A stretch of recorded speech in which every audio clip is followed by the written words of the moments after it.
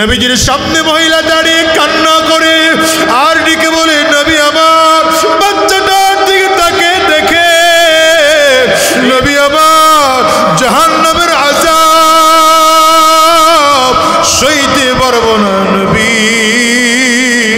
আমার মালিক যদিও তোমাকে আমাকে গুনাহের শক্তি দিয়ে পাঠাইছেন, কিন্তু 24টা ঘন্টার জন্য চিন্তা করব আমার মালিক সিসি ক্যামেরা আমার মধ্যে লাগাইয়া রাখছে। হায় রে, যেই জমিনে বসে অন্যায় করি, এই জমিন কিয়ামতের ময়দানে আমার বিরুদ্ধে সাক্ষী দিবে। যদিও আমার কিনার টাকা জমিন, এই জমিন আমার বিরুদ্ধে সাক্ষী দিবে। যেই সময়টা অন্যায় করে সেই সময়টা আমার বিরুদ্ধে সাক্ষী দিবে। যেই আমি অন্যায় করতেছি, ফেরেশতারা আমলনামা সুন্দর করে লিখতেছেন।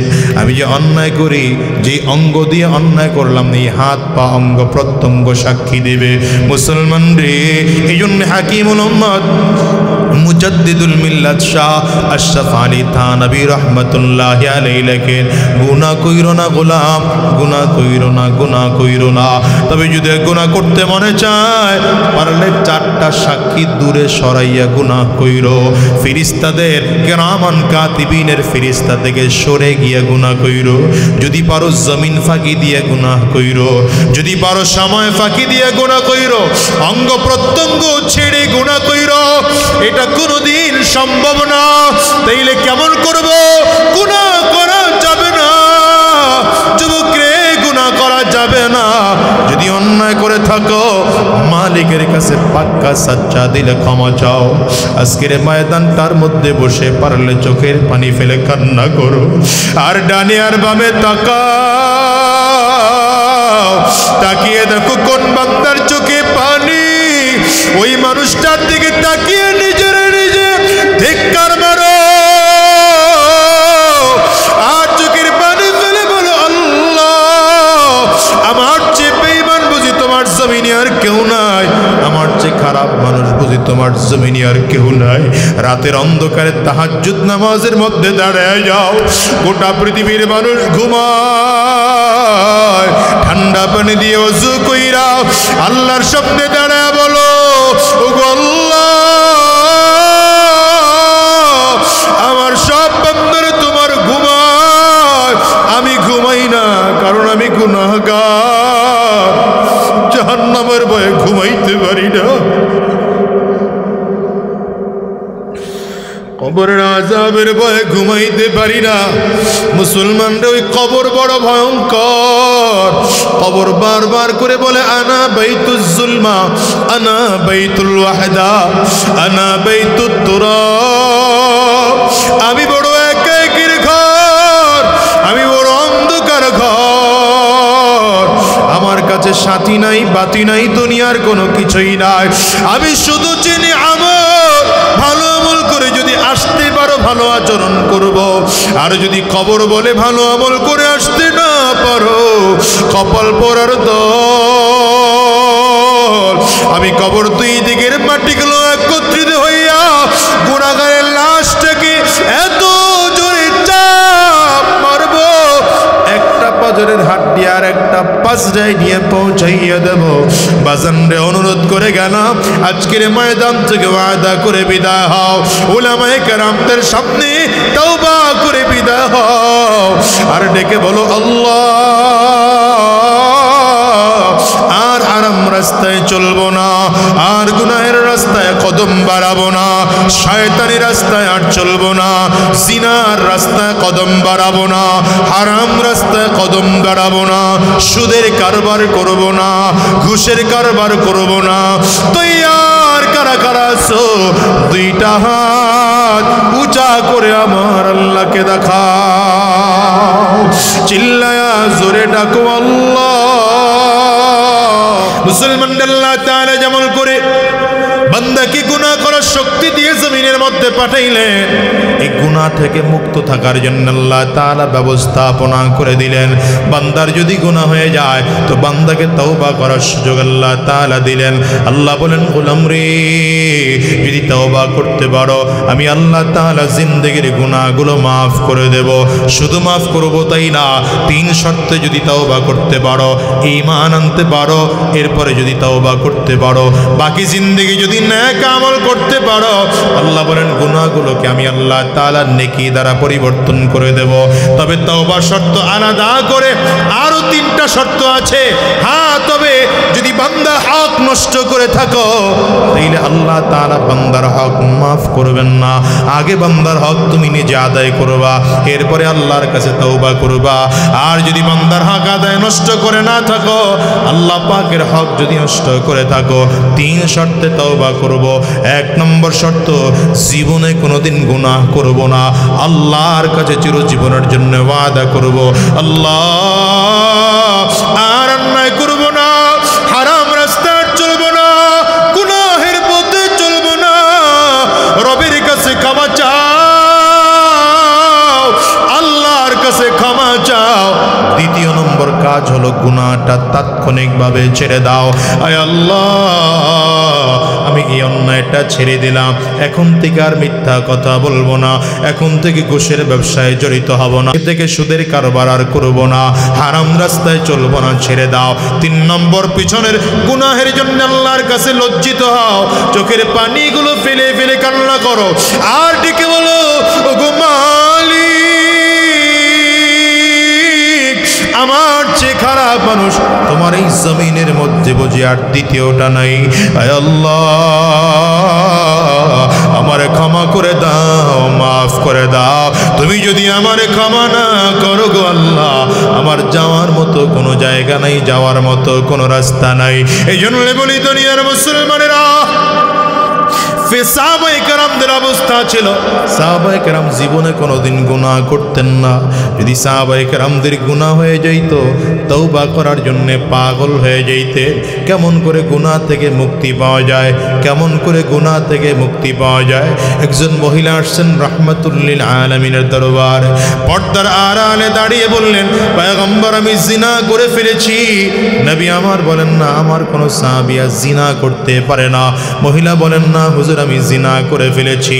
নবীজি আবারও বলেন না, আমার কোনো সাহাবিয়া জিনা করতে পারে না। কারণ বুখারীর বর্ণনা, লা ইয়াজনি জানি ওয়া হুয়া মুমিন, মুমিন থাকা অবস্থায় কোনো মানুষ কোনোদিন জিনা করতে পারে না। আল্লাহর নবী ডেকে বলেন, না না, জিনা করতে পারে না। মহিলা ডেকে বলে, পয়গম্বর এমন অন্যায় করেছি, পাপ করেছি, জিনা করেছি, জিনার কারণে আমার পেটের মধ্যে বাচ্চা চলে আসছে।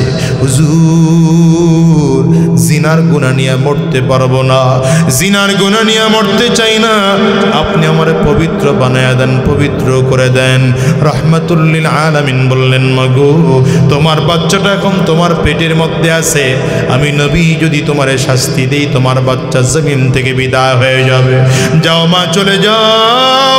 যেদিন তোমার বাচ্চা জমিনের মধ্যে আসবে, সেই দিন আমি নবীর কাছে আসবা, আমি নবী সেদিন তোমাকে শাস্তি দিয়ে পবিত্র বানিয়ে দেব। মহিলা চলে গেলেন রাহমাতুল লিল আলামিনের দরবার থেকে। লম্বা দিন পরে আবার মহিলা ফিরে আসছেন। আজকে বাচ্চাটারে কোলে করে সাথে নিয়ে আসছেন, নবীজির দরবারে হাজির করে বাচ্চারে। মহিলাটিকে বলেন, পয়গম্বর এখন তো আমার বাচ্চা জমিন থেকে আলাদা, আমার গর্ভের মধ্যে আমার বাচ্চা নাই, আপনি আমারে শাস্তি দিয়ে দেন। কান্না করতেছেন মহিলা, হুজুর আমারে শাস্তি দিয়ে পবিত্র বানিয়ে দেন। নবীজি বাচ্চাটা কোলের মধ্যে নিয়ে দেখেন, মাত্র 1 দিন বা 2 দিন আগে বাচ্চা জমিনের মধ্যে এসেছে। ও যুবক রে, আমি তোমাদেরকে দিলের কান লাগায় শুনবার জন্য বলবো, দিলের কান লাগিয়ে শোনো। তোমার আমার জীবনের তো গুনাহের কোনো শেষ নাই, সীমা নাই। তাসবিহ ছিঁড়ে গেলে যেমন দানা একটার পর একটা পড়তে থাকে, তোমার আমার জীবনের দিকে তাকিয়ে দেখো, 24টা ঘন্টা এমন গুনাহ হচ্ছে। ফেসবুকের মধ্যে গুনাহ, হোয়াটসঅ্যাপের মধ্যে গুনাহ, গুগলের মধ্যে গুনাহ, ইউটিউবের মধ্যে গুনাহ, বাইবারের মধ্যে গুনাহ, ইমোর মধ্যে গুনাহ, দেশের বিরুদ্ধে চক্রান্ত করো আরেক গুনাহ, বাবা আর মায়ের সাথে অন্যায় করো আরেক গুনাহ, ইসলামের বিরুদ্ধে কথা বলো আরেক গুনাহ, মসজিদ মাদ্রাসার বিরোধিতা করো আরেক গুনাহ, উলামায়ে কেরামদের বিরোধিতা করো আরেক গুনাহ, নামাজ পড়ো না আরেক গুনাহ, হারাম রাস্তায় চলো আরেক গুনাহ, সুদের কারবার করো আরেক গুনাহ, ঘুষের কারবার করো আরেক গুনাহ। এমন করে করে করে করে তাকিয়ে দেখো এত গুনাহ তোমার আমার জীবনে আমলনামায় জমা হয়ে গেছে। এই আমলনামার গুনাহগুলো যদি আল্লাহ তাআলা কিয়ামতের ময়দানে দাঁড় করায় জিজ্ঞাসা করে, এর গুনাহ জমিনের মধ্যে যখন তোরে পাঠাইছিলাম একটা গুনাহ তোর আমলনামায় ছিল না রে, এত গুনাহ নিয়ে কেন তুই আমার দরবারে আজকে হাজির? রবের সামনে দাঁড়ায় জবাব দেব এমন ক্ষমতা কারো নাই। কারণ তোমাকে আমাকে আল্লাহ তাআলা যখন পাঠিয়েছিলেন গুনাহ মুক্ত করে জমিনের মধ্যে পাঠিয়েছিলেন। আমলনামায় কোনো গুনাহ ছিল না রে বাজার, আমলনামার মধ্যে তোমার আমার কোনো গুনাহ ছিল না। কিন্তু আল্লাহর নবী বলেন, ইযা আযনাবাল আবদু নুকিতাত ফি কলবিহি নুকতাতান সাউদা, বান্দা যখন গুনাহ করে কলবের মধ্যে কালো দাগ পড়ে যায়, কালো দাগ পড়ে যায়। একটা গুনাহ করেছো কলবের মধ্যে কালো দাগ, আবার গুনাহ করেছো কলবের মধ্যে কালো দাগ পড়ে গেল, আবার গুনাহ করেছো কলবের মধ্যে কালো দাগ পড়ে গেল। ও বাজান রে, একটা বারের জন্য চিন্তা করো, দুনিয়ার মানুষ কেউ যদি কারো সামনে অপমান করে বড় খারাপ লাগে, লজ্জা লাগে, কেউ লজ্জায় ফাঁসি দেও পর্যন্ত ঝুলে, দুনিয়ায় বাঁচতে মনে চায় না। দু চারজন মানুষের সামনে লজ্জায় পড়েছ, এই জন্য এত বেশি খারাপ লাগে। একটা বারের জন্য একটু চিন্তা করে দেখো, কিয়ামতের ময়দানে যেদিন লক্ষ নবীদের সামনে দাঁড়াইবা, লক্ষ লক্ষ নবীদের সামনে দাঁড়াইবা, হায়রে কোটি কোটি কোটি কোটি ইমানদারদের সামনে যেদিন দাঁড়াইবা, অগণিত ফেরেশতাদের সামনে যেদিন দাঁড়াইবা, আহকামুল হাকিমিন রব্বুল আলামিন কে জোরে কাও, আওয়াজ করে চিল্লায়া বলো কে? ওই মালিকের সামনে যেদিন দাঁড়াইবা, এর যুবক আমার মালিক থেকে যদি কইরে গোলাম তোর আমলনামায় তো একটা গুনাহ ছিল না, আজকে কেন এত গুনাহ নিয়ে আমি আল্লাহর দরবারে হাজির হইলাম? তোর আমলনামায় আজকে এত কেন গুনাহ?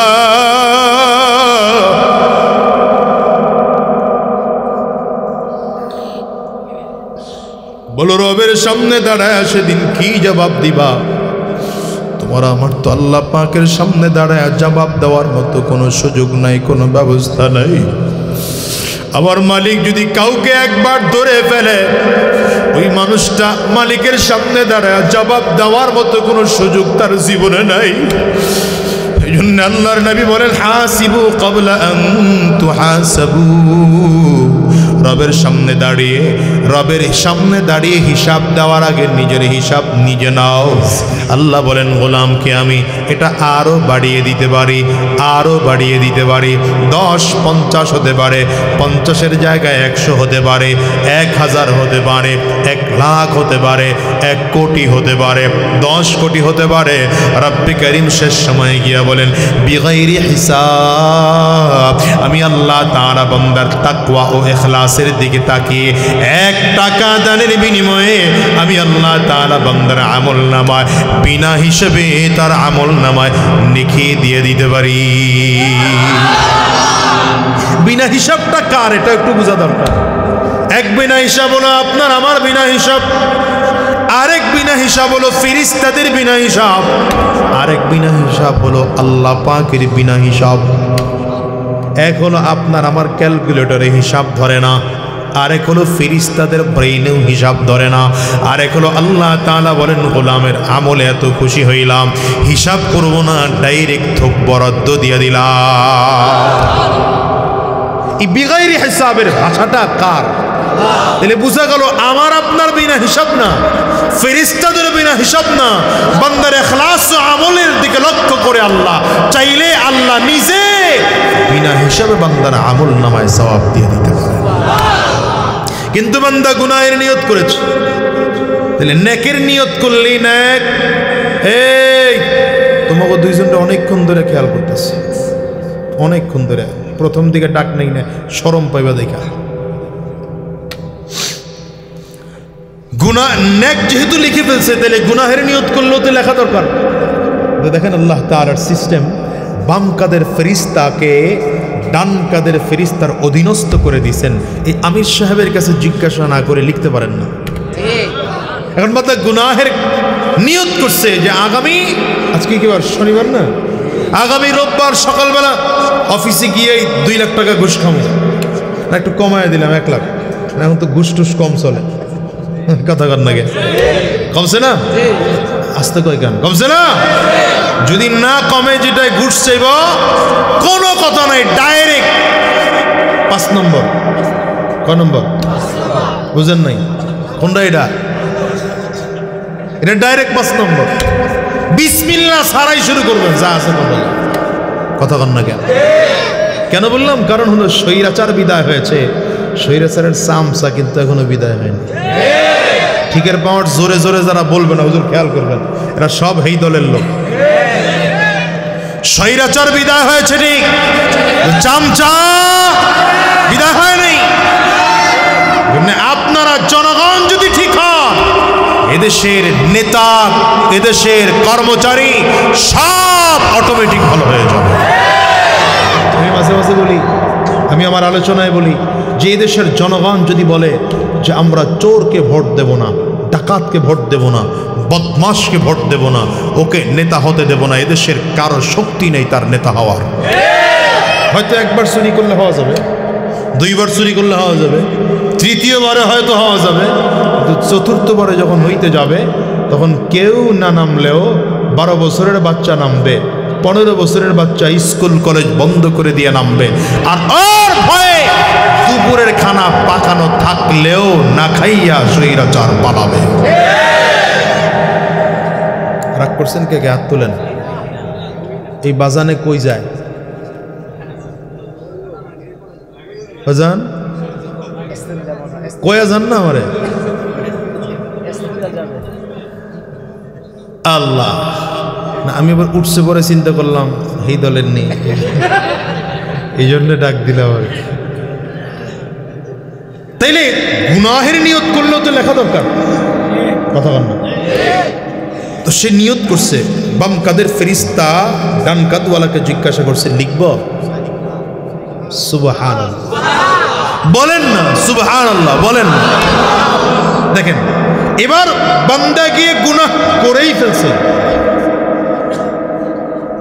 গুনাহ 1 লাখ খেয়েই ফেলছে। নেকের সময় যেন কি হয়েছিল? সাথে সাথে কত করা হয়েছিল? 10।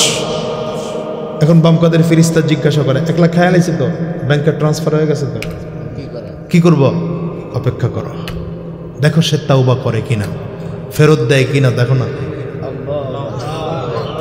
মালিক চিনলেন না, রব চিনলেন না, রব চিনলেন না। রব বলেন, গোলাম তুই গুনাহ করবি, আমি তোর গুনাহ গোপন করব, এই জন্য নাম রাখছি সত্তার। তুই গুনাহ করবি, আমি তোর গুনাহ মাফ করব, এই জন্য আমি আল্লাহ আমার নাম রেখেছি গফফার। তুই গুনাহ করবি, আমি আল্লাহ তাআলার দরবার থেকে দূরে সরে যাবি, আর আমি আল্লাহ তোকে আমার দরবারে টেনে আমার কুদরতি কোলে তুলে নেব, এই জন্য নাম রেখেছি রহিম, নাম রেখেছি রহমান। নৈরাশ হওয়ার সুযোগ নেই, দরকার নেই। বান্দা গুনাহ করলে আল্লাহ তাওবার সুযোগ রাখছেন। হ্যাঁ, তবে তাওবা জীবনের সারাটা জীবন সময় পাইয়া জীবনের শেষ সময় গিয়ে তাওবা করলে ওই তাওবা আবার কবুল হয় না। যেমন ফেরাউনের দোয়া তাওবা কবুল হয়নি। ফেরাউন শেষ সময় গিয়ে বলেছিল, আমানতু বিরব্বি মুসা ওয়া হারুন, আমি মুসা আর হারুনের রবের উপরে ঈমান আনলাম।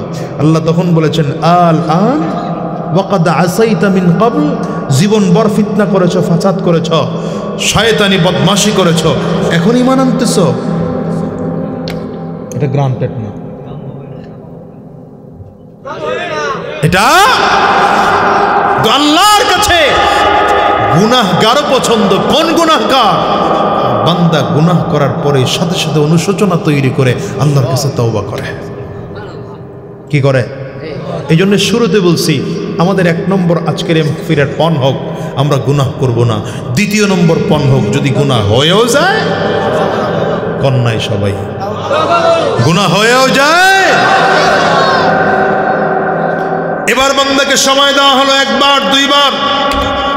যখন বান্দা তওবা করে নাই, ফেরতও দেয় নাই, এবার ফেরেশতা বলে লেখো, তবে বাড়ায়া না, 1 লাখি।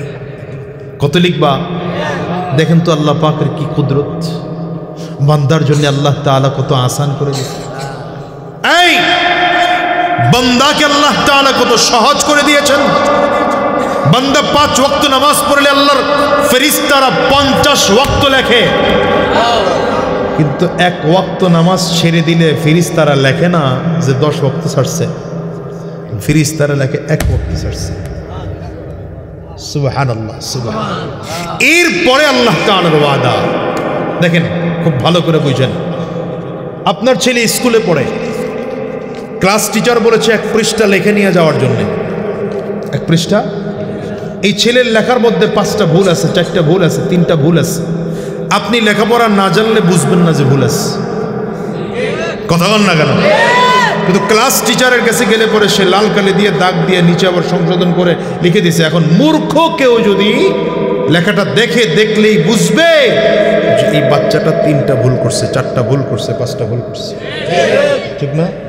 আল্লাহ তাআলা বলেন, গোলাম কিয়ামতের ময়দানে যদি আমলনামা নিয়ে দাঁড়াও, ওখানে যদি তোর গুনাহটা লেখা থাকে, কাইটা যদি নিচে আমি আবার নেক লিখি, তাহলে কিয়ামতের দিন মানুষের সামনে ওই লেখা থাকবে, লজ্জা পাবি। আল্লাহ তাআলা বলেন, এই জন্যে আমি গুনাহটা রাখবই না। ইউবাদদিলুল্লাহু সাইয়্যাতিহিম হাসানাত, ইউবাদদিলুল্লাহু সাইয়্যাতিহিম হাসানাত। আমি আল্লাহ তাআলা ওই গুনাহের জায়গাটাকে নেক দ্বারা ভরপুর করে দেব। কিয়ামতের ময়দানে আমলনামা হাতে যখন দেওয়া হবে, আর বলা হবে ইকরা কিতাবাক কাফা বিনফসিকাল ইয়াউমা আলাইকা হাসিবা, পড়ো। সে নিজের আমলনামা নিজে পড়ে টেরই পাবে না যেখানে গুনাহ ছিল আল্লাহ নেক লিখছেন। কত দয়াবান আল্লাহ, কত মায়াবী আল্লাহ।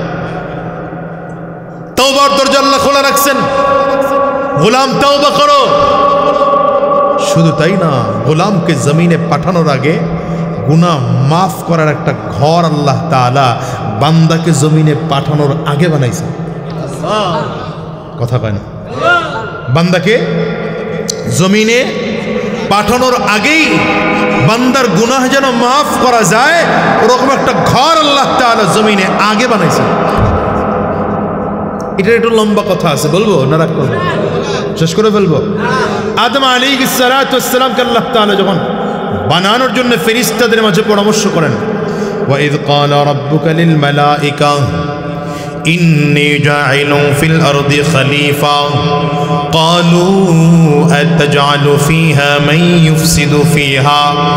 এটুকু হলো আমার কথা, আতাজআলু ফিহা মান ইউফসিদু ফিহা। উলামায়ে কেরাম ধরে রাখেন এই জায়গাটুকু, আতাজআলু ফিহা মান ইউফসিদু ফিহা। ফেরেশতাদের কাছে আল্লাহ বলেন, ফেরেশতারা জমিনের মধ্যে আমি একদল বনি আদম বানাইতে চাই, খলিফা বানাতে চাই, প্রতিনিধি বানাতে চাই। ফেরেশতারা বলেন, আল্লাহ আতাজআলু ফিহা মান ইউফসিদু ফিহা। ও পয়গম্বর, ফেরেশতারা ডেকে বলেন, আল্লাহ আপনি এমন মানুষ কেন বানাবেন যে মানুষ দুনিয়ায় গিয়া ফিতনা ফাসাদ সৃষ্টি করবে, যে মানুষ দুনিয়ায় গিয়ে ফিতনা ফাসাদ সৃষ্টি করবে। আতাজআলু ফিহা, আপনি কি সেই মানুষ বানাবেন? এই জায়গাটা ধরে রেখে, কিন্তু আল্লাহ তাআলা জবাব দিলেন, আমি যতটুকু জানি তোমরা তা জানো না। ইন্নী আ'লামু মা লা তা'লামুন। এই আমি আল্লাহ আল্লাহ তাআলা যা জানি তোমরা তা জানো না। লম্বা কথা, আদম আলাইহিস সালামকে আল্লাহ তাআলা বানাইলেন, বানানোর পরে ফেরেশতাদেরকে আল্লাহ তাআলা বললেন আদমকে সাজদা করো। আদম যে ফেরেশতার চেয়েও দামি এটা বুঝানোর জন্য আল্লাহ তাআলা সাজদা দেওয়ার জন্য বলেছে। সব সাজদা দিয়েছে ইল্লা ইবলিস আবা, ইবলিস অস্বীকার করেছে। আল্লাহ বলেন শুধু অস্বীকার করে নেই, ওয়াস্তাকবারা, অহংকার করেছে, অহংকার করেছে। আল্লাহ বলেন ওয়া কানা মিনাল কাফিরিন, ফেরেশতা ওই বেঈমান ইবলিস যে আগের থেকে কাফির ছিল আমি আল্লাহ জানি, তবে ধরা খাইছে এখন আইসা। আমাদের দেশে কিছু মুনাফিক আছে, যে মুনাফিক গুলো নির্বাচন আসলে ধরা খায়। নির্বাচন আসলে ইবলিস আগের থেকেই কাফির, ধরা খাইছে আদম আলাইহিস সালামকে সাজদা দিতে গিয়া। বুঝতেছেন কথা? এবার আল্লাহ তাআলা ফেরেশতাকে বলেন তোমাকে কে নিষেধ করেছে সাজদা করার জন্য? মা মানাকা আল্লাহ আল্লাহ আন তাসজুদ, কে নিষেধ করেছে তোমাকে? ইবলিস ডাক দেয় আসজুদু লিমান খালাকতা তিনা। ওখানে ফেরেশতারা বলেছিলেন আত্তাজালু, এখানে ইবলিস বলে আসজুদু, আপনি যারা মাটি দিয়ে বানাইছেন তারে সাজদা করব কেন? এই খেয়াল করেন, বাহ্যিক দৃষ্টিতে খেয়াল করলে ফেরেশতাদের প্রশ্ন আর ইবলিসের প্রশ্ন বাহ্যিক দৃষ্টিতে একই রকম মনে হচ্ছে। ফেরেশতারাও বলে আতাজালু ফিহা, আপনি বানাবেন কেন? ইবলিস বলে আসজুদু, আমি সাজদা দেব কেন? কিন্তু ইবলিসের এক প্রশ্নের কারণে আল্লাহ তাআলা তার রহমতি দরবার থেকে বের করে দিলেন। কি কি বের করলেন? ইবলিসকে আল্লাহ তাআলা জান্নাতে থাকতে দিয়েছিলেন, জান্নাত থেকে বের করে দিলেন। ইবলিসকে গোটা পৃথিবীর রাজত্ব দিয়েছিলেন, রাজত্ব বাদ দিয়ে দিলেন। ইবলিসকে ফেরেশতাদের সাথে চলাচলের ব্যবস্থা করে দিয়েছিলেন, উঠা বসার ব্যবস্থা করে দিয়েছিলেন, সেটার থেকে আল্লাহ বাদ দিয়ে দিলেন। ইবলিসকে চিরজীবনের জন্য মরদুদ করে দিলেন, ইবলিসকে চিরজীবনের জন্য জাহান্নামী বানিয়ে দিলেন। ফেরেশতারা চিন্তা করতেছে আল্লাহ, প্রশ্নের ধরন তো আমাদেরটাও কাছাকাছি ছিল, কিন্তু একই প্রশ্ন করে একটা বেঈমান হয়ে গেল। ফেরেশতারা ঈমানদার আছে কেন বলেন তো? যদিও প্রশ্ন এক, ধরন এক, কিন্তু নিয়ত এক না। কথা কন না তো আপনারা? নিয়ত এক না। এই নিয়তের ব্যবধানটা কেমন একটু উদাহরণ দিলে বুঝবেন। স্টেজে একজন আলেম আমাকে বলল হুজুর কোরআন হাদিসের ওয়াজ করেন, আর সাধারণ এক পাবলিক সে ওখানে বসে আমার একটা স্লিপ দিল, হুজুর কোরআন হাদিসের ওয়াজ করেন। বিগত দিনে যেরকম দিত আর কি। আচ্ছা, হুজুরের স্লিপ দেওয়া আর ওই পাবলিকের স্লিপ দেওয়া সমান না ব্যবধান আছে? কি ব্যবধান আছে? হুজুরের স্লিপ দেওয়ার মানে হলো হুজুর হক কথা বলেন, টেনশন ছাড়া বলেন, আমরা আছি। আর হের স্লিপ দেওয়ার মানে হলো হুজুর ওয়াজ করেন আমার গায়ে কাদা না লাগায়া। ঠিকের পাওয়ারে মনে হইতেছে ওয়াজ চলবে না,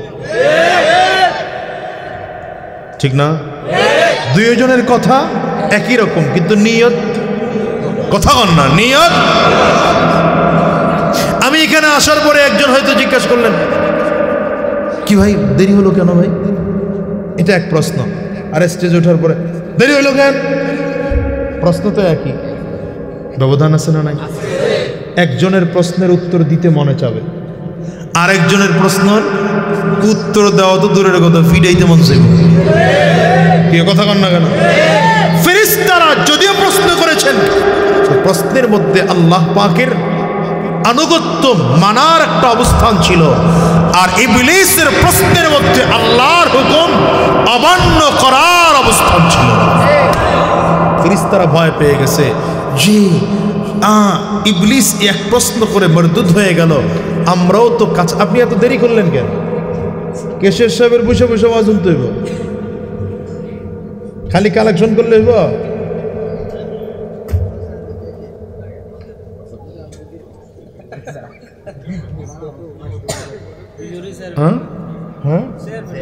চেয়ারম্যান সাহেব নেই রানি হ্যাঁ প্যান্ট ও মানে গেছে গা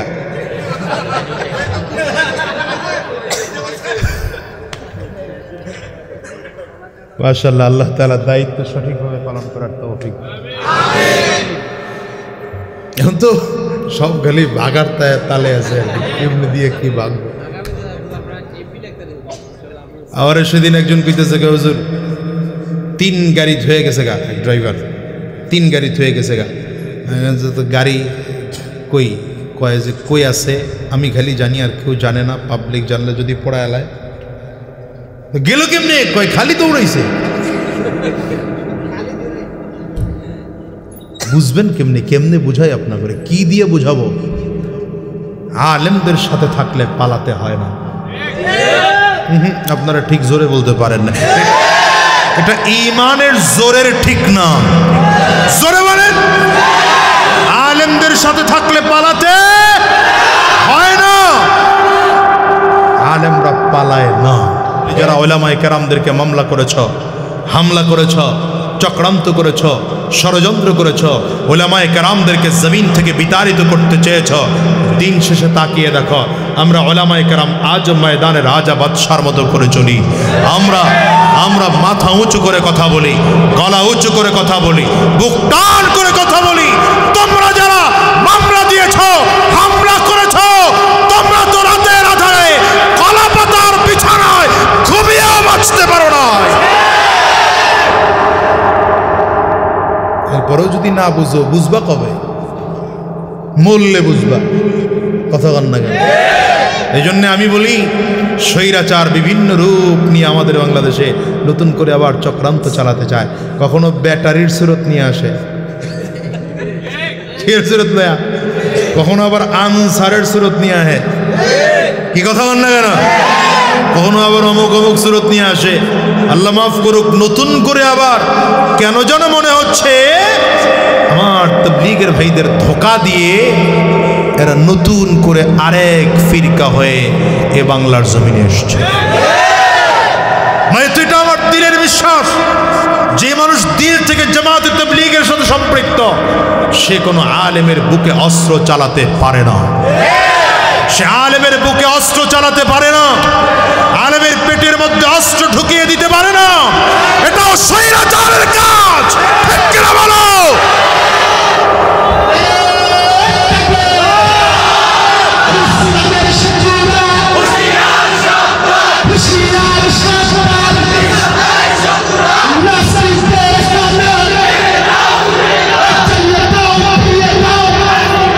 তবে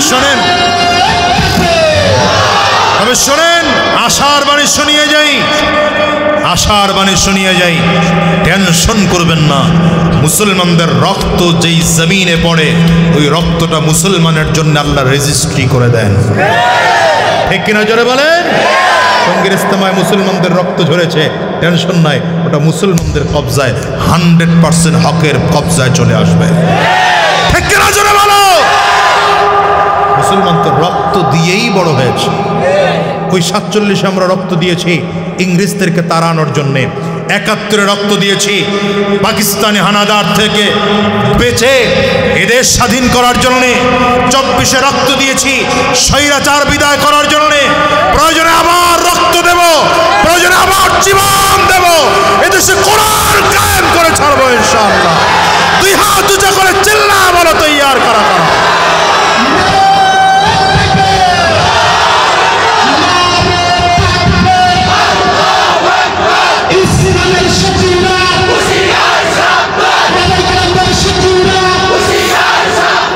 কবুল করো চিৎকার করে জোরে বলেন আমিন রাগ করতেছেন আপনারা ফেরেশতারা দাঁড়িয়ে দাঁড়িয়ে চিন্তা করছে আল্লাহ একই প্রশ্ন তো আমরাও করেছি আল্লাহর কাছে আমরা নিয়ে অন্যায় করে ফেলাইলাম আল্লাহর কাছে গিয়ে বলেন আল্লাহ আমরা আপনার কাছে ক্ষমা চাবো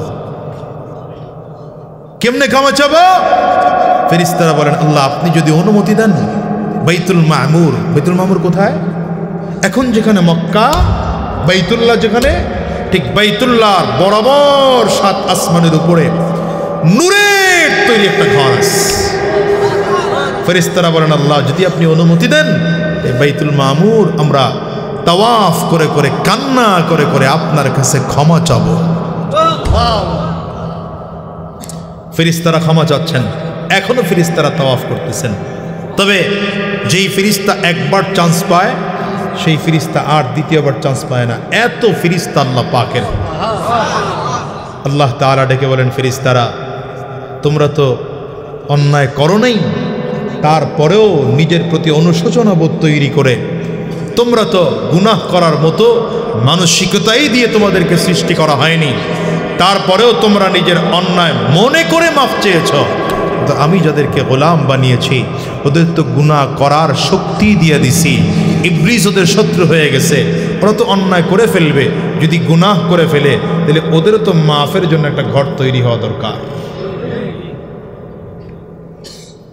ইন্না আউওয়ালা বাইতুন ওয়াদিআ লিন-নাস লাল্লাযী বিবাক্কাতা মুবারাকা, এত বরকতময় ঘর সর্বপ্রথম মানুষের জন্য আল্লাহ তাআলা ঘর বানিয়ে দিলেন। ফেরেশতার মাধ্যমে আল্লাহ তাআলা এই ঘরের প্রথম নির্মাণ করাইলেন। আল্লাহ তাআলা ফেরেশতাদেরকে দেয়া আদম আলাইহিস সালামকে আল্লাহ তাআলা তখনও জমিনে পাঠান নাই। আদম আলাইহিস সালাম তখনও জান্নাতের মধ্যে ফেরেশতাদের মাধ্যমে আল্লাহ তাআলা এই ঘর বানিয়ে দিলেন। গোটা পৃথিবীর মানুষ যদি অন্যায় করে ফেলো, গুনাহ করে ফেলো, পাপ করে ফেলো, আমি আল্লাহর ঘর কাবা বানায় দিলাম। কাবা তাওয়াফ করে করে করে করে করে করে কান্না করবা, আমি আল্লাহ জিন্দেগির গুনাহ মাফ করে দেব। এবার আদম আলাইহিস সালামকে আল্লাহ জমিনে পাঠাইলেন। আদম আলাইহিস সালাম জমিনে আসার সময় জান্নাত থেকে একটা পাথর নিয়ে আসছিলেন। পাথরটা সাদা পাথর না কালো বলেন? কিন্তু এখনকার পাথরের নাম হলো হাজরে আসওয়াদ, কালো পাথর। কিন্তু পাথরটা নিয়ে আসছিলেন সাদা। আদম আলাইহিস সালাতু ওয়াস সালাম সাদা পাথর নিয়ে আসছেন। রব্বে কারীম আদম আলাইহিস সালাতু ওয়াস সালামের তওবা কবুল করার পরে আল্লাহ তাআলা বললেন, আদম তুমি ওই মসজিদের নতুন করে আবার নির্মাণ কাজ আরম্ভ করে দাও। দ্বিতীয় সংস্করণের কাজ পয়গম্বর আদম আলাইহিস সালামকে দিয়ে আল্লাহ তাআলা করিয়েছেন। জান্নাত থেকে যে পাথর নিয়ে আসছিলেন এই পাথরটা ওয়ালের সাথে সেট করে দিলেন। এই পাথরের চমৎকার একটা গুণ ছিল, পাথরকে যদি কেউ চুমা দিত সকল গুনাহগুলো পাথর টেনে নিয়ে যেত, মানুষটাকে গুনাহমুক্ত করে দিয়ে দিত। পাথর সমস্ত মানুষের গুনাহগুলো টেনে নিতে নিতে নিতে নিতে সাদা পাথর কালো হয়ে যায়। এখনো বান্দার গুনাহগুলো পাথর টেনে নিয়ে যায়। এই জন্য আমার ফারুক বলেন, পাথর তোর তো কোনো ক্ষমতা নাই, কিন্তু রাহমাতুল লিল আলামিনকে দেখেছি তোরে চুমা দেয়। আর নবীজি বলেছেন তোরে নাকি চুমা দিলে আল্লাহ তাআলা গুনাহগুলো বান্দার মাফ করে দিবেন। আমি ওমর রাদিয়াল্লাহু আনহু এই জন্য নবীর সুন্নাত আদায় করতে গিয়ে তোরে চুমা দেই, আর মনে মনে আশা করি যেন আল্লাহ আমার গুনাহগুলো মাফ করে দেয়। মুসলমান আল্লাহ তাআলা যেমন করে বান্দাকে গুনাহ করার শক্তি দিয়ে জমিনের মধ্যে পাঠাইলেন, এই গুনাহ থেকে মুক্ত থাকার জন্য আল্লাহ তাআলা ব্যবস্থাপনা করে দিলেন। বান্দার যদি গুনাহ হয়ে যায় তো বান্দাকে তওবা করার সুযোগ আল্লাহ তাআলা দিলেন। আল্লাহ বলেন, গোলাম রে যদি তওবা করতে পারো আমি আল্লাহ তাআলা জিন্দেগির গুনাহগুলো মাফ করে দেব। শুধু মাফ করব তাই না, 3 শর্তে যদি তওবা করতে পারো, ঈমান আনতে পারো, এরপরে যদি তওবা করতে পারো, বাকি জিন্দেগি যদি নেক আমল করতে পারো, আল্লাহ বলেন গুনাহগুলোকে আমি আল্লাহ তাআলা নেকি দ্বারা পরিবর্তন করে দেব। তবে তওবা শর্ত আলাদা করে আরো 3টা শর্ত আছে। হ্যাঁ, তবে যদি বান্দা হক নষ্ট করে থাকো তাহলে আল্লাহ তাআলা বান্দার হক মাফ করবেন না। আগে বান্দার হক তুমি নিজে আদায় করবা, এরপরে আল্লাহর কাছে তওবা করবা। আর যদি বান্দার হক আদায় নষ্ট করে না থাকো, আল্লাহ পাকের হক যদি নষ্ট করে থাকো, 3 শর্তে তওবা করব। 1 নম্বর শর্ত, জীবনে কোনোদিন গুনাহ করব না, আল্লাহর কাছে চিরজীবনের জন্য ওয়াদা করব, আল্লাহ আর অন্যায় করব না, হারাম রাস্তায় চলব না, গুনাহের পথে চলব না,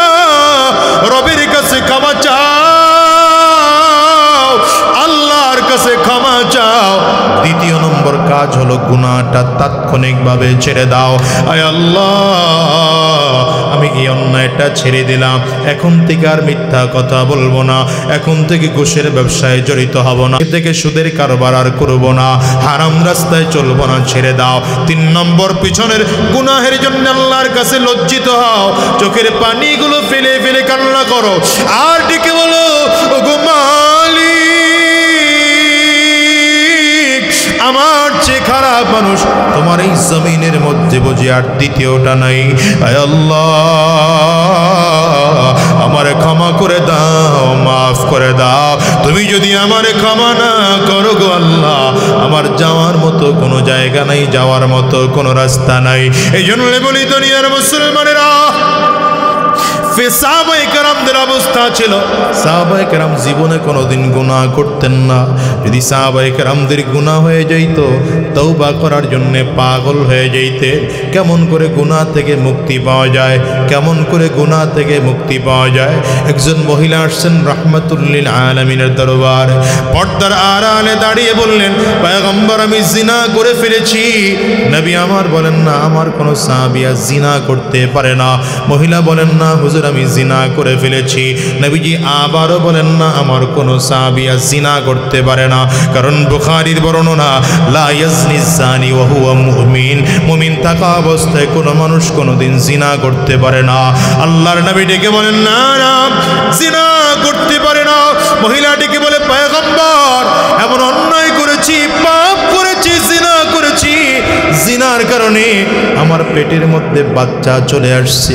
হুজুর, জিনার গুনাহ নিয়ে মরতে পারবো না, জিনার গুনাহ নিয়ে মরতে চাই না, আপনি আমার পবিত্র বানায়া দেন, পবিত্র করে দেন। রাহমাতুল লিল আলামিন বললেন, মাগো তোমার বাচ্চাটা এখন তোমার পেটের মধ্যে আছে, আমি নবী যদি তোমারে শাস্তি দেই, তোমার বাচ্চা জমিন থেকে বিদায় হয়ে যাবে।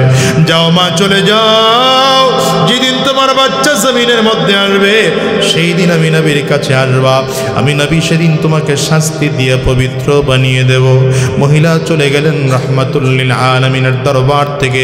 লম্বা দিন পরে আবার মহিলা ফিরে আসছেন, আজকে বাচ্চাটারে কোলে করে সাথে নিয়ে আসছেন, নবীজির দরবারে হাজির করে বাচ্চারে।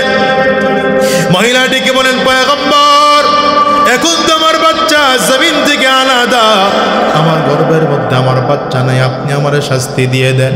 কান্না করতেছেন মহিলা, হুজুর আমারে শাস্তি দিয়ে পবিত্র বানিয়ে দেন। নবীজি বাচ্চাটা কোলের মধ্যে নিয়ে দেখেন, মাত্র 1 দিন বা 2 দিন আগে বাচ্চা জমিনের মধ্যে এসেছে। ও যুবক রে, আমি তোমাদেরকে দিলের কান লাগায় শুনবার জন্য বলবো, দিলের কান লাগিয়ে শোনো। তোমার আমার জীবনের তো গুনাহের কোনো শেষ নাই, সীমা নাই। তাসবিহ ছিঁড়ে গেলে যেমন দানা একটার পর একটা পড়তে থাকে, তোমার আমার জীবনের দিকে তাকিয়ে দেখো, 24টা ঘন্টা এমন গুনাহ হচ্ছে। ফেসবুকের মধ্যে গুনাহ, হোয়াটসঅ্যাপের মধ্যে গুনাহ, গুগলের মধ্যে গুনাহ, ইউটিউবের মধ্যে গুনাহ, বাইবারের মধ্যে গুনাহ, ইমোর মধ্যে গুনাহ, দেশের বিরুদ্ধে চক্রান্ত করো আরেক গুনাহ, বাবা আর মায়ের সাথে অন্যায় করো আরেক গুনাহ, ইসলামের বিরুদ্ধে কথা বলো আরেক গুনাহ, মসজিদ মাদ্রাসার বিরোধিতা করো আরেক গুনাহ, উলামায়ে কেরামদের বিরোধিতা করো আরেক গুনাহ, নামাজ পড়ো না আরেক গুনাহ, হারাম রাস্তায় চলো আরেক গুনাহ, সুদের কারবার করো আরেক গুনাহ, ঘুষের কারবার করো আরেক গুনাহ। এমন করে করে করে করে তাকিয়ে দেখো, এত গুনাহ তোমার আমার জীবনে আমলনামায় জমা হয়ে গেছে। এই আমলনামার গুনাহগুলো যদি আল্লাহ তাআলা কিয়ামতের ময়দানে দাঁড় করায় জিজ্ঞাসা করে, এর গুনাহ জমিনের মধ্যে যখন তোরে পাঠাইছিলাম, একটা গুনাহ তোর আমলনামায় ছিল না রে, এত গুনাহ নিয়ে কেন তুই আমার দরবারে আজকে হাজির? রবের সামনে দাঁড়ায় জবাব দেব এমন ক্ষমতা কারো নাই। কারণ তোমাকে আমাকে আল্লাহ তাআলা যখন পাঠিয়েছিলেন, গুনাহ মুক্ত করে জমিনের মধ্যে পাঠিয়েছিলেন। আমল নামায় কোনো গুনাহ ছিল না রে বাজার, আমল নামার মধ্যে তোমার আমার কোনো গুনাহ ছিল না। কিন্তু আল্লাহর নবী বলেন ইযা আযনাবাল আবদু নুকিতাত ফি কলবিহি নুকতাতান সাউদা, বান্দা যখন গুনাহ করে কলবের মধ্যে কালো দাগ পড়ে যায়, কালো দাগ পড়ে যায়। একটা গুনাহ করেছো কলবের মধ্যে কালো দাগ, আবার গুনাহ করেছো কলবের মধ্যে কালো দাগ পড়ে গেল, আবার গুনাহ করেছো কলবের মধ্যে কালো দাগ পড়ে গেল। ও বাজান রে, একটা বারের জন্য চিন্তা করো, দুনিয়ার মানুষ কেউ যদি কারো সামনে অপমান করে বড় খারাপ লাগে, লজ্জা লাগে, কেউ লজ্জায় ফাঁসি দেও পর্যন্ত ঝুলে, দুনিয়ায় বাঁচতে মনে চায় না, দু চারজন মানুষের সামনে লজ্জায় পড়েছ, এই জন্য এত বেশি খারাপ লাগে।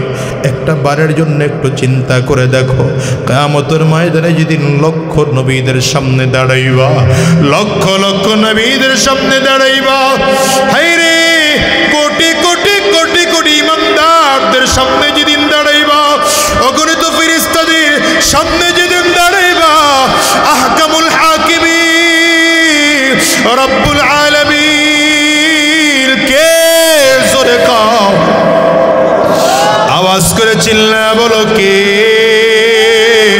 ওই মালিকের সামনে যেদিন দাঁড়াইবা, এর যুবক আমার মালিক থেকে যদি কইরে গোলাম তোর আমল নামায় তো একটা গুনাহ ছিল না, আজকে কেন এত গুনাহ নিয়ে আমি আল্লাহর দরবারে হাজির হইলাম, তোর আমল নামায় আজকে এত কেন গুনাহ।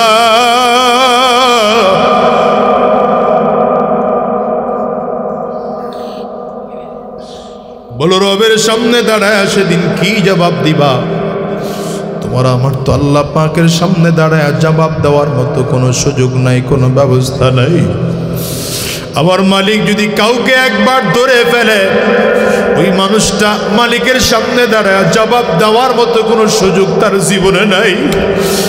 এই জন্য আল্লাহর নবী বলেন হাসিবু ক্বাবলা আন তুহাসাবু, রবের সামনে দাঁড়িয়ে হিসাব দেওয়ার আগে নিজের হিসাব নিজে নাও, নিজের গুনাহ থেকে নিজে মাফ চাও, নিজের গুনাহের শাস্তি নিজে দাও। ওদিকে রব্বি কারীম বলেন ওয়া আম্মা মান খাফা মাকাম রাব্বিহি ওয়া নাহান নাফসা আনিল হাওয়া ফাইন্নাল জান্নাতা হিয়াল মাওয়া। কোন গোলাম যদি মালিকের সামনে দাঁড়াইতে হবে এ ভয় করে নিজের নফসটাকে খাহেশাত থেকে ফিরিয়ে রাখে, গুনাহ থেকে বেঁচে থাকে, আল্লাহ তাআলা বলেন আমি আল্লাহ তাআলা ওই বান্দার জন্য আমি আল্লাহ জান্নাত দিয়ে দেব। মহিলা কান্না করে আর নবীর সামনে দাঁড়ায় কয় গো নবী আমার, এই বাচ্চাটা এখন আলাদা হয়ে গেছে, এখন আপনি আমাকে শাস্তি দিয়ে পবিত্র বানিয়ে দেন।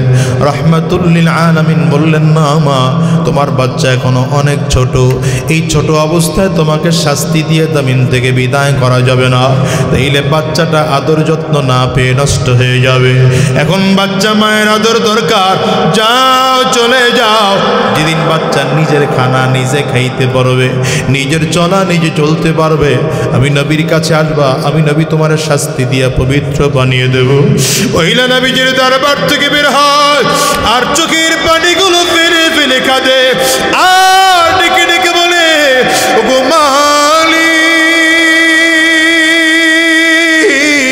হায়াত কতদিন আছে জানি না, না জানি আমি শাস্তি না পেয়ে জমিন থেকে বিদায় হয়ে যাই, তাইলে আমার জন্য ভয়ঙ্কর আযাব, ওই কবরের আযাব সহ্য করতে পারবো না, জাহান্নামের আযাব সহ্য করতে পারবো না, কবরের আযাব সহ্য করতে পারবো না।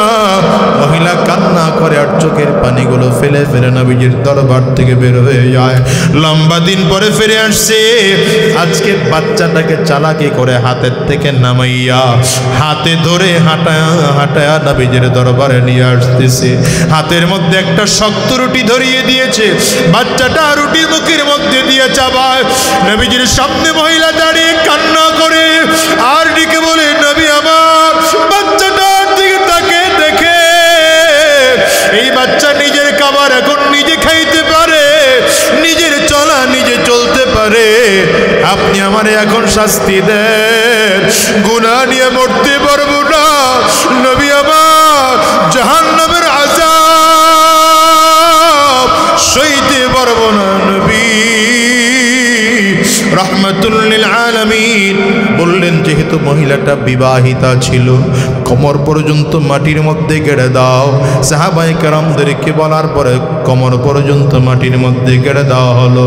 এবার নবীজি বললেন পাথর মারতে আরম্ভ করো।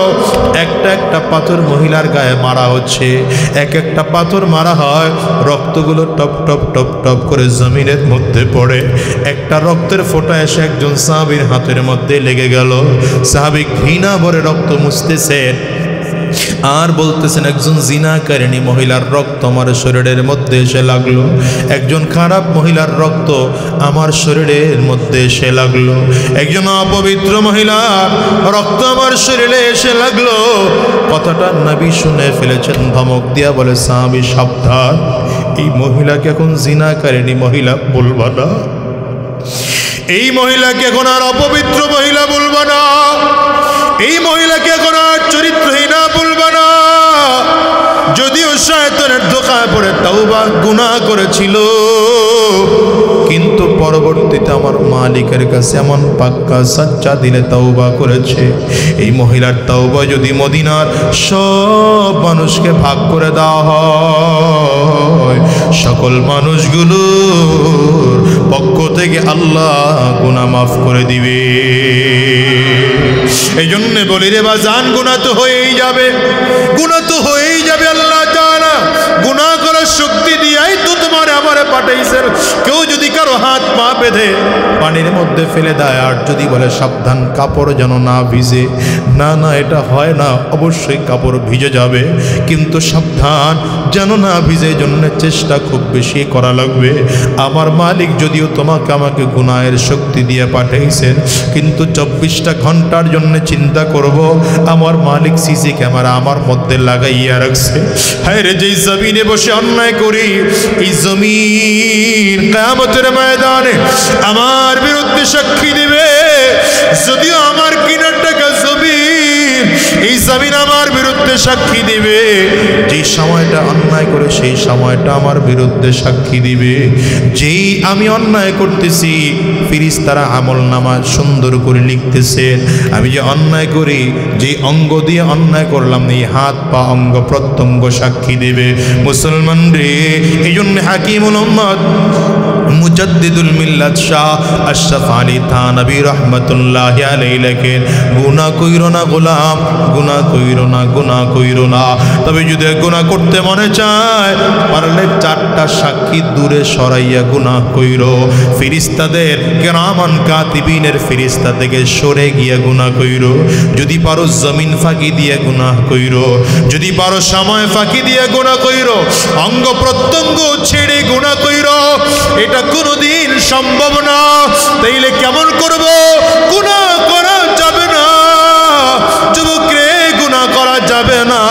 যদি অন্যায় করে থাকো, মালিকের কাছে পাক্কা সাচ্চা দিলে ক্ষমা চাও। আজকের ময়দানটার মধ্যে বসে পারলে চোখের পানি ফেলে কান্না করো, আর ডানে আর বামে তাকাও, তাকিয়ে দেখো কোন বান্দার চোখে পানি, ওই মানুষটার দিকে তাকিয়ে নিজের নিজে ধিক্কার মারো, আর চোখের পানি ফেলে বলো আল্লাহ, আমার চেয়ে বেঈমান বুঝি তোমার জমিনে আর কেউ নাই, আমার চেয়ে খারাপ মানুষ বুঝি তোমার জমিনে আর কেউ নাই। রাতের অন্ধকারে তাহাজ্জুদ নামাজের মধ্যে দাঁড়ায় যাও, গোটা পৃথিবীর মানুষ ঘুমায়, ঠান্ডা পানি দিয়ে ওযু কইরা আল্লাহর সামনে দাঁড়ায় বলো, ওগো আল্লাহ, আমার সব বান্দারা তোমার ঘুমায়, আমি ঘুমাই না, কারণ আমি গুনাহগার, জাহান্নামের ভয়ে ঘুমাইতে পারি না, কবরের আযাবের ভয়ে ঘুমাইতে পারি না। মুসলমানরা ওই কবর বড় ভয়ঙ্কর। কবর বারবার করে বলে, আনা বাইতুজ জুলমা, আনা বাইতুল ওয়াহদা, আনা বাইতুত তুরাব, আমি বড় একাকীর ঘর, আমি বড় অন্ধকার বাতি নাই দুনিয়ার কোনো কিছুই নাই। আমি শুধু চিনি আমল, ভালো আমল করে যদি আসতে পারো ভালো আচরণ করব, আর যদি কবর বলে ভালো আমল করে আসতে না পারো কপাল পরার দল। আমি কবর দুই দিকের মাটিগুলো একত্রিত হইয়া গুনাহগারের লাশটাকে এত জোরে চাপ মারবো, একটা পাজরের হাড্ডি আর একটা পাজরায় নিয়ে পৌঁছাইয়া দেব। বাজানরে অনুরোধ করে গেলাম, আজকের ময়দান থেকে ওয়াদা করে বিদায় হও, উলামায়ে কেরামদের সামনে তওবা করে বিদায় হও, আর ডেকে বলো আল্লাহ, আর হারাম রাস্তায় চলবো না, আর গুনাহের রাস্তায় কদম বাড়াবো না, শয়তানি রাস্তায় আর চলবো না, জিনার রাস্তায় কদম বাড়াবো না, হারাম রাস্তায় কদম বাড়াবো না, সুদের কারবার করব না, ঘুষের কারবার করব না। তৈয়ার কারা কারা আছো? দুইটা হাত উঁচা করে আমার আল্লাহকে দেখাও, চিল্লায়া জোরে ডাকো আল্লাহ। চোখের পানিটা ফেলে আওয়াজ দিয়া চিৎকার করে জোরে বলো আল্লাহ, আরো জোরে আল্লাহ।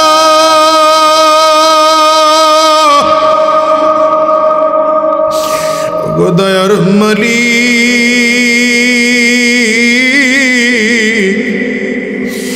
সবাই মিলে দুইটা হাত বাড়াইলাম, হায় আল্লাহর হারাম রাস্তায় চলবো না, শয়তানি রাস্তায় চলবো না, হারাম রাস্তায় কদম বাড়াবো না।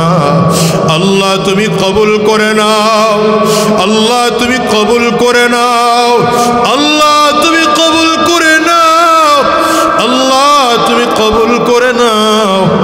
জবান বলে চিৎকার করে বলো আমিন, আরো জোরে বলো আল্লাহুম্মা আমিন।